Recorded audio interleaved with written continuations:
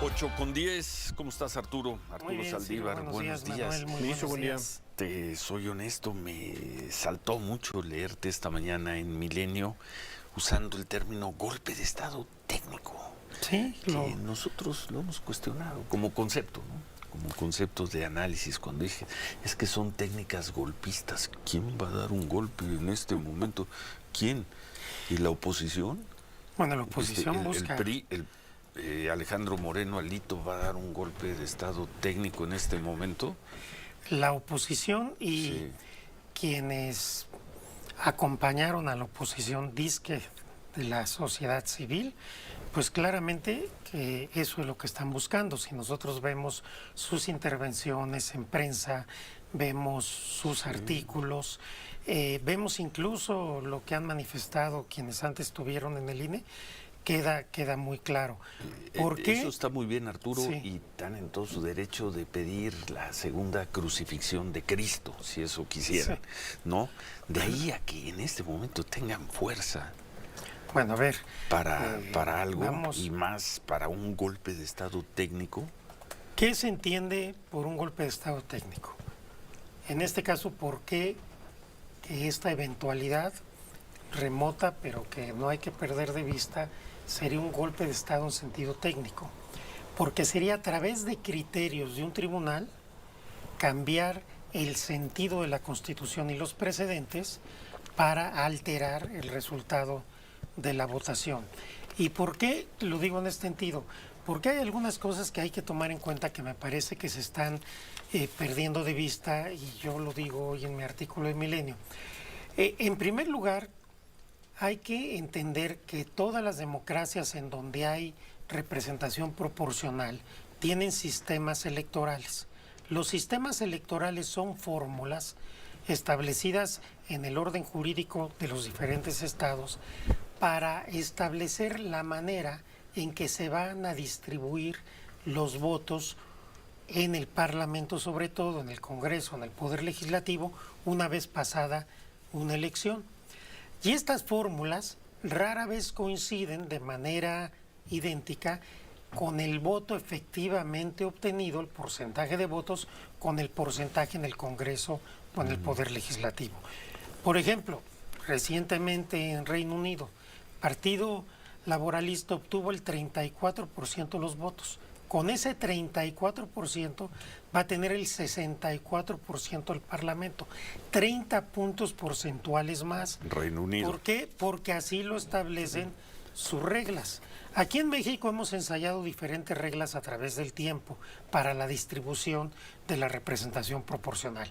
Las vigentes son de 1996, que se refiere que el 8% como límite de sobrerepresentación aplica a los partidos políticos, no a las coaliciones.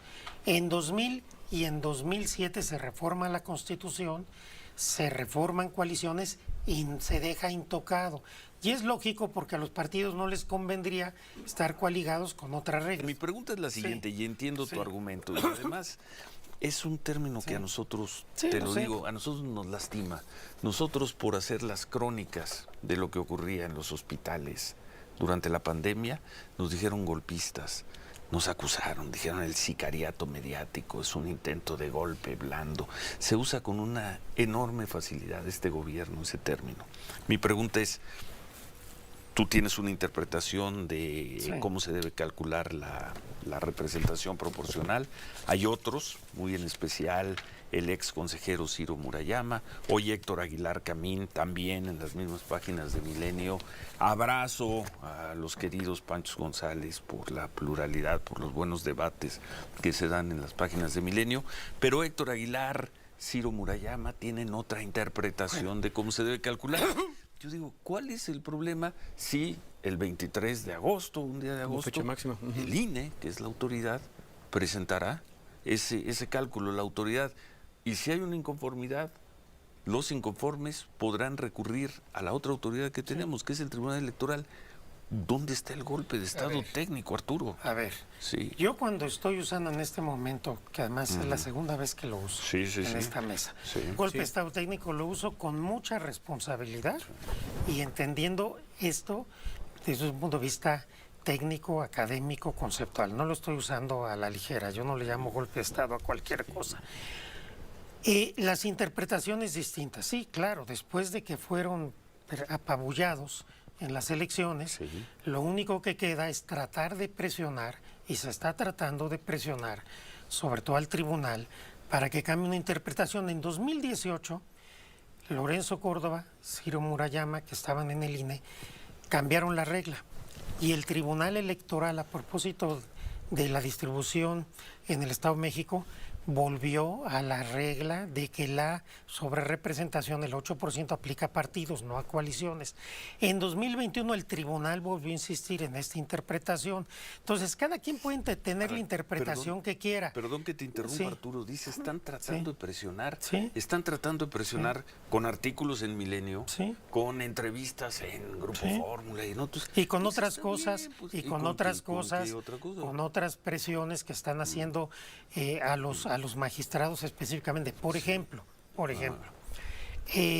una manifestación de magistrados y jueces federales, que fue algunos días pasados, no sé si fue el viernes, incluso dijeron, vamos a tumbar la mayoría calificada de Morena. Magistrados y jueces. Sí, el Poder Judicial Federal, del cual forma parte el Tribunal Electoral. Sí.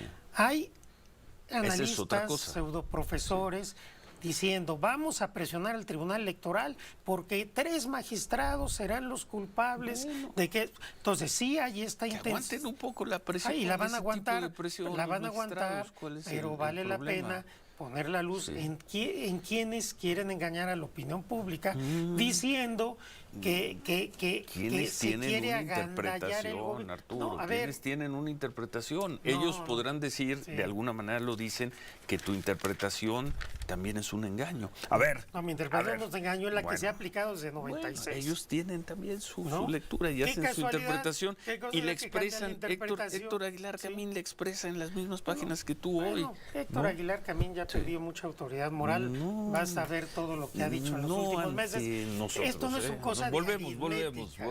Abriendo la conversación. Estamos, Arturo, estábamos discutiendo y sonó la campana. Pues justamente el tema, Ciro, que no es un tema de interpretación que puede ser discutible o opinable. Es el tema de ser consistente con los precedentes, con la doctrina del tribunal. Si hoy los magistrados cambiaran esa doctrina una vez que acabó el juego, esto se llama un lawfare, un golpe de Estado técnico. ¿Por qué? Porque el partido se llevó a cabo con las reglas que venían desde 96. Si se quieren cambiar las reglas, pues que se modifique la Constitución y cambiemos las reglas del juego. Pero mientras estas reglas estén, que se han interpretado de manera ininterrumpida y que además pusieron el PRI y el PAN, también hay que decirlo, quienes hoy están en oposición son los que crearon este sistema electoral. Arturo, una interpretación distinta de un juez sería un golpe de Estado soft. En un caso técnico. como este, cuando lo que implica es cambiar el sentido de la voluntad de una elección, por supuesto que sí, sobre todo cuando tenemos una interpretación consistente de mucho tiempo. Hay personas que tienen otra interpretación y la han expresado. Sí, pero de esas personas, por ejemplo, quienes la han expresado cuando fueron consejeros del INE, el tribunal revocó esa interpretación de ellos. La doctrina del Tribunal Electoral ha sido consistente en ese sentido desde que se estableció este Entonces, sistema. según tu interpretación, ¿es correcto aproximado el cálculo que hizo el gobierno del presidente López Obrador 1 o 2 días después de la elección de que a Morena y aliados les corresponderá algo así como el 74% de las posiciones A ver, en Cámara de Diputados y en el Senado? Desde el día de la elección, la presidenta del INE dio a conocer las proyecciones y eran esas, eran que había mayoría calificada en Ella la dio- Cámara de dio a Diputados y conocerlas. Sí, cierto. Sí, el tienes conteo razón, rápido y tienes razón, prácticamente en la Cámara Sí. de Senadores, que entiendo que faltarían 2 diputados, 2 senadores, perdón, y además, pues también la mayoría de los congresos, con lo cual obviamente la coalición de Sigamos Haciendo Historia, pues tiene un mandato popular para poder modificar la Constitución. Bueno, pues lo veremos. Invitamos, si quieren venir en los próximos días a Héctor Aguilar Camín, a Ciro Murayama, que han sido dos de las voces que se han expresado, creo que con más consistencia. Lo han hecho en varias ocasiones. Pues después de la elección sobre el tema, si quieren venir a exponer su punto de vista, que seguramente será contrario al que tú expones aquí, bienvenidos los dos.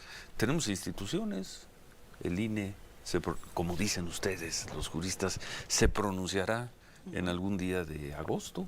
Sí. Y ante ese pronunciamiento, los inconformes pueden recurrir a la Sala Poder Superior Judicial, del Tribunal Electoral. En este caso es la Sala Superior del Tribunal Federal Electoral y ya. Así es. ¿Ya? Y Esperemos si que así presionan sea. a un magistrado con un artículo o con una movilización, pues, ¿cuántas no te han presionado a ti, Arturo? ¿De cuántas no te han presionado a ti en los últimos 6 meses? Yo estoy convencido de que las magistradas y los magistrados del Tribunal Electoral van a ser consistentes, pero sí hay que señalar este movimiento que se está haciendo en diversos lados de tratar de presionar un cambio que vendría, reitero, a cambiar las reglas del juego una vez que acabó el partido, que me parece totalmente indebido. Si las reglas no satisfacen, pues vamos a cambiarlas, a dialogar y a cambiar el sistema electoral. Pero hasta hoy este es el sistema que tenemos. ¿Qué te parecieron las declaraciones del ministro Aguilar ayer, María Aguilar, diciendo, pues si se eligen los jueces, que se elijan los secretarios de Estado? Pues los secretarios de Estado se eligen, es una facultad de el presidente, la presidenta que acaba de ser elegida. Sí, se elige al titular del Poder Ejecutivo, que en este tiene caso la presidenta, de y tiene la sus facultad constitucional secretarios, que no de nombrar ministros. a los secretarios, ¿no? Además hay que recordar una cosa, en México, como en Estados Unidos, por ejemplo, el Poder Ejecutivo es unipersonal. Quienes nombra a la presidenta en su gabinete son colaboradores de ella, pero el Poder Ejecutivo radica en la presidenta de la República, hoy en el presidente de la República. Pues sí. Así ha sido siempre, de tal suerte que pues me parece un despropósito y un argumento que poco abona decir que se elijan los secretarios de Estado. Se eligieron el 2 de junio. Exactamente, ahí se eligió la una jefa presidenta de los secretarios de Estado. y con la facultad de que designe, de que nombre a sus secretarios, secretarias de Estado, a sus miembros del gabinete, y algunos de ellos pues tendrán que estar sujetos a ratificación en el Congreso. ¿Cómo están las cosas? ¿Qué nos puedes contar? Sé que es información confidencial, pero ¿cómo están las cosas allá adentro, en el equipo de Claudia Sheinbaum, ya con nombramientos de secretarios? ¿Cómo están? Pues la presidenta electa está trabajando mucho. La verdad que es una persona incansable, no descansa, todos los días está trabajando, está teniendo reuniones de todo tipo. Los fines de semana está acompañando al presidente de la República en estas giras, que parece que están siendo muy fructíferas para la transición, en el intercambio de ideas entre ellos. Ella pues todos los días está dando conferencias de prensa, está indicando cuáles son sus proyectos estratégicos. Todos y todas, pues, los que estamos en su equipo, estamos trabajando en distintos aspectos. La transición todavía pues extraoficial, porque no es presidenta electa formalmente Claudia Sheinbaum en este momento, se está llevando a cabo de manera muy tersa y pues está trabajando en distintos proyectos que ella ha venido indicando. Obviamente el tema de la reforma judicial es algo que estamos viendo con mucha atención, con mucha intensidad. Ella ya adelantó pues que está haciendo un proyecto muy importante para tratar de encontrar soluciones al tema del agua. Está atendiendo pues el presupuesto para el próximo año, ya se está trabajando en eso. Está muy intensa también en el tema de seguridad, en el tema de los programas sociales, en fin, realmente se está trabajando con mucha intensidad porque va a ser una transición muy corta y de la fecha de que le den la constancia. Para los estándares mexicanos, sí, para los que eran de estándares 6 mexicanos, México, ahora sí. van a ser de 4. Sí, en para otros países es a la semana. Sí, para los estándares Sí, mexicanos sí, es sí. una transición corta, afortunadamente está siendo muy tersa y yo veo que las personas que ya han sido designadas con funciones en el gabinete, pues están trabajando en sus ejes, la verdad, con mucha intensidad. Te puedo decir que las cosas van muy bien, me parece que va a iniciar un proyecto, un gobierno muy responsable, muy serio y que va a iniciar con mucha fuerza. Oye, yo sigo leyendo, Arturo Saldívar diseña, no solo el arquitecto, sino el que está diseñando la reforma al Poder Judicial. Pues esa iniciativa se presentó el 5 de febrero. Sí, ¿no? a ver. Sí, sí. Yo- Pero yo lo sigo leyendo y yo no supongo soy- que tú también. Yo no soy el autor ni el artífice de la reforma judicial. Es una iniciativa del presidente de la República. Presentada en febrero. Presentada el 5 de febrero, pero anunciada desde hace más de un año. De hecho, en la Cámara de Diputados se llevaron a cabo foros que fueron invitados las ministras, los ministros. La ministra presidenta no quiso asistir, el ministro Lainez fue solo a recibir las conclusiones y me parece que se desperdició prácticamente un año en que se pudo haber dialogado mucho sobre la reforma. Ahora, pues va muy avanzada, reitero, yo no soy el autor de la reforma, ni el artífice, ni nada, simplemente me toca en este momento pues estar atento de cómo se va desenvolviendo esto en el Ejecutivo para que pues, la reforma salga de la mejor manera posible. Bueno. Dicho lo anterior, mañana seguramente usted leerá en algún periódico, en alguna página digital, que el arquitecto de la reforma judicial es Arturo Saldívar, de cualquier forma. Bueno, hacemos una pausa y al regresar continuamos y concluimos esta conversación de martes con Arturo Saldívar. Son las 8:35. Gracias por sus comentarios. Volvemos. Esa es la justicia en México. Pues sí, Esa es la justicia en México. realmente esa es la justicia en México y hay casos mucho más dramáticos incluso bueno, que este y por eso requerimos una reforma a la justicia, precisamente porque la justicia en México no está respondiendo a las necesidades de la gente, del pueblo de México, en todos los niveles. Y se está diciendo mucho a propósito de la reforma al Poder Judicial Federal, se están diciendo algunas cosas, por ejemplo, que no se está ocupando de los poderes judiciales de los estados. Sí. Esto no es así, la iniciativa contempla también que se haga una renovación de los poderes judiciales de los estados. En segundo lugar, se dice también que con esta reforma no se van a solucionar todos los problemas de justicia, y es cierto. Esta reforma es una reforma al Poder Judicial Federal que tendrá que ir acompañada por otras reformas para efectivamente poder cambiar el rostro a la justicia en México.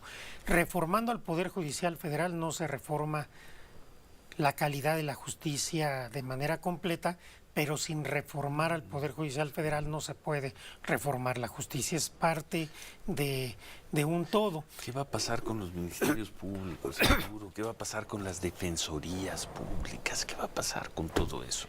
La presidenta electa... Sea quien sea ministro de la Corte o presidente de la Corte. La presidenta electa está analizando y estudiando diversas alternativas que se le presentaron con motivo de los diálogos por la transformación para tratar de generar efectivamente una reforma a la justicia, una reforma que toque las fiscalías, todos los tribunales del país, las defensorías públicas, la justicia cívica, el papel de las mujeres en la justicia, etcétera. Sí se requiere tener un enfoque global, integral. En este momento, en septiembre, se aprobará esta iniciativa del presidente, lo más probable, pero después obviamente habrá que reflexionar sobre una reforma que toque las otras partes de la ecuación. Las fiscalías, obviamente dentro de ellas los ministerios públicos, las policías, las defensorías públicas, incluso reflexionar hasta la propia profesión de la abogacía, que no tenemos controles éticos ni profesionales que estén funcionando, y creo que todo eso genera el drama de injusticia que vive la gente todos los días. Pues lo veremos. Lo veremos. Yo creo que las cosas en este terreno van a salir bien, porque reitero, esta es una primera aproximación. Y creo que valdría la pena hacer un llamado, si tú me permites, Ciro Manuel, un poco a los integrantes del Poder Judicial Federal. Veo con cierta preocupación, cierta estrategia de defensa que se está haciendo por parte de jueces magistrados, que me parece peligrosa por dos razones. La primera, porque se está usando como escudo, como carne de cañón a las y los trabajadores del Poder Judicial. Esta reforma no toca en lo más mínimo los derechos de los trabajadores del Poder Judicial Federal. Es una reforma que tiene que ver con los titulares, es decir, con jueces, magistrados y ministros, no con los trabajadores del Poder Judicial. Expresamente lo dice. No es una reforma administrativa. No es una reforma administrativa, qué bien lo dice, no es una reforma administrativa. Y en segundo lugar, creo que habría que tener mucho cuidado con algo que están diciendo en desplegados y en comunicados los magistrados y magistradas, que es llevar a un paro la justicia federal. Entonces sería muy delicado, primero porque se cometerían delitos, no puedes paralizar la justicia, y en segundo lugar porque ya entraríamos en un enfrentamiento en donde la verdad hay 36 millones de votos atrás en un movimiento con una enorme fuerza social y política. Creo que esto no abonaría nada, hay que tener cuidado. Yo entiendo el malestar, la preocupación de jueces y magistrados, es lógica. Sin embargo, me parece que la vía de la confrontación, sobre todo violenta, de decir no vamos a trabajar, vamos a llevar un paro, vamos a hacer Por lo pronto son palabras. Sí, pero ya tienen hasta fechas en agosto. Ojalá no lleguen a eso. Lo vería delicado, creo que no conviene a nadie una situación de este tipo. Reitero, como personas entiendo la situación, pero pues los procesos democráticos pues tienen sus cambios, tienen sus virajes. Estamos ante un nuevo régimen, la verdad, y hay que entenderlo y hay que asumirlo y hay que tratar de adaptarnos todos y todas a la nueva realidad.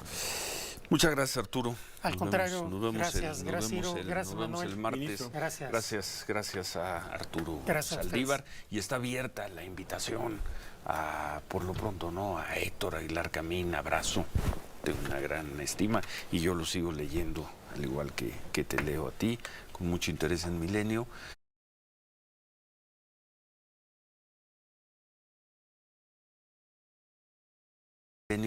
Invitamos también a Ciro Murayama, que vengan pues, el día que puedan, el día que quieran, a tocar este tema de la representación proporcional o sobre representación. Bienvenidos, aquí los esperamos a los dos. Vamos a escucharlos también. Gracias, Arturo. Gracias, Manuel. Yo nada más me quedo con el punto, ministro, porque ya paró el Poder Judicial, si mal no recuerdo, con el tema de los fideicomisos. Pero no de manera total. Hubo algunos paros de trabajadores, pero aquí lo delicado, una muy buena movilización. Aquí lo delicado es que ya todas las opciones de jueces magistrados se unieron y están invitando estos paros.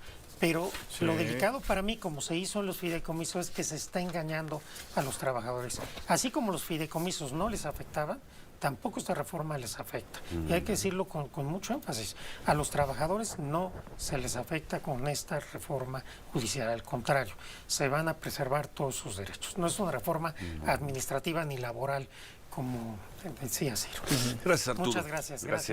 Gracias. Bueno, nos vamos a pausa. Antes, Sofía, ¿en qué va la mañanera? Buen día.